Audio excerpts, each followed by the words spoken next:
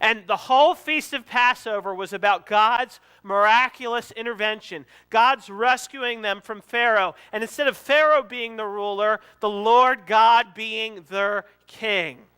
Well, that is exactly what begins verse 15. You will notice here it says that Jesus perceived they were about to come and take him by force to make him king. A few things about this. Number one, they just said in verse 14 that Jesus was the prophet that Moses spoke of. There's going to be a prophet like Moses, Deuteronomy 18 says, and you will listen to him. And they said, surely, Jesus, after you fed us the loaves and the fishes to our full, this miracle of feeding 5,000 men plus probably thousands of women and children, he's the prophet that Moses spoke of. Moses fed us in the wilderness after the Passover, miraculously manna. Jesus fed us miraculously the loaves and the fishes. So, Jesus must be a deliverer like Moses. That's what they're thinking in their hearts. And so Jesus can see deep inside their hearts what they're thinking, what their intentions are, because he's omniscient God.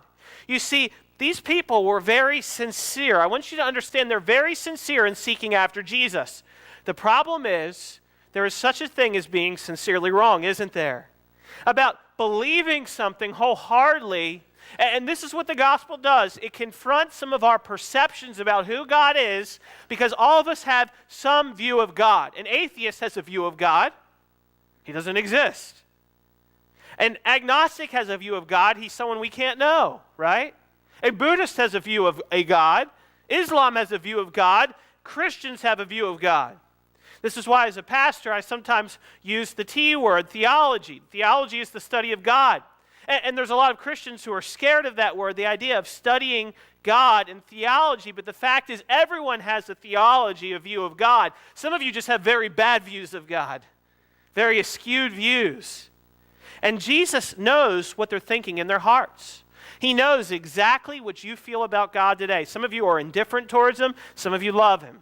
Some of you are just curious. And some of you are very skeptical of the whole Jesus thing.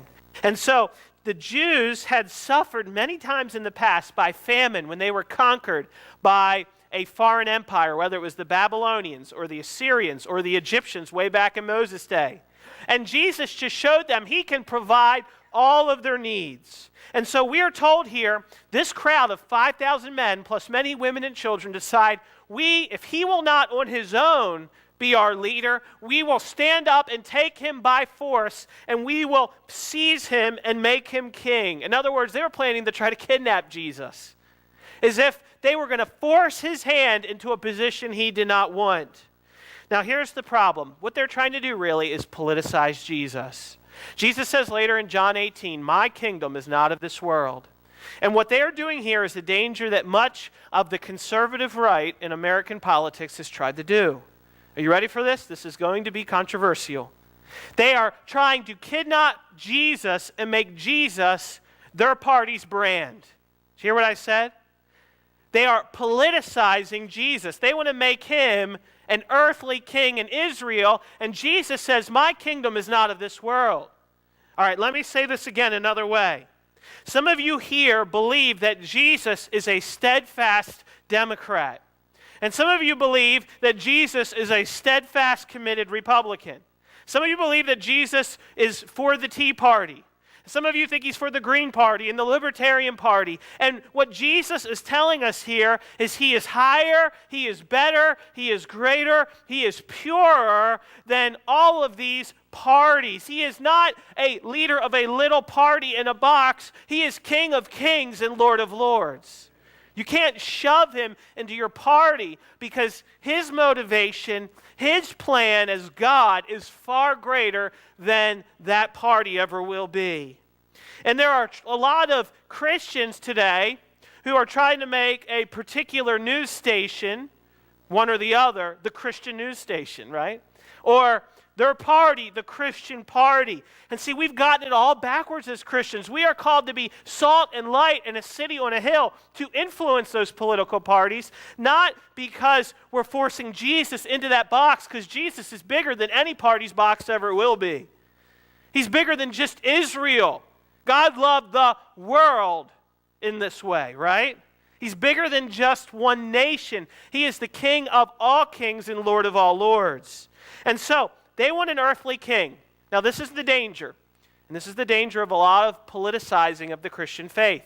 Some people are all for social needs, and they like social Jesus. Social Jesus feeds the poor. And social Jesus cares about justice. And by the way, Jesus does care about those things. And so they love that Jesus. And some people, they love security Jesus. Jesus would care about defending our borders, right? And Jesus, he's all-powerful God, and he's the King of Kings, so Jesus is security Jesus. And some people are like, no, Jesus is the God of the immigrant because he loves sojourners in the land. So Jesus is for immigrant laws that make it easier for people to become American citizens, and they jump on that bandwagon. And then some of us, when we think about Jesus, we're all about health because Jesus healed people, so Jesus likes our political party because our party's for health care, or our party's not for health care, private or socialized. And you get all these arguments, and everyone's claiming Jesus. And I just want to say to you, Jesus is bigger than all that stuff.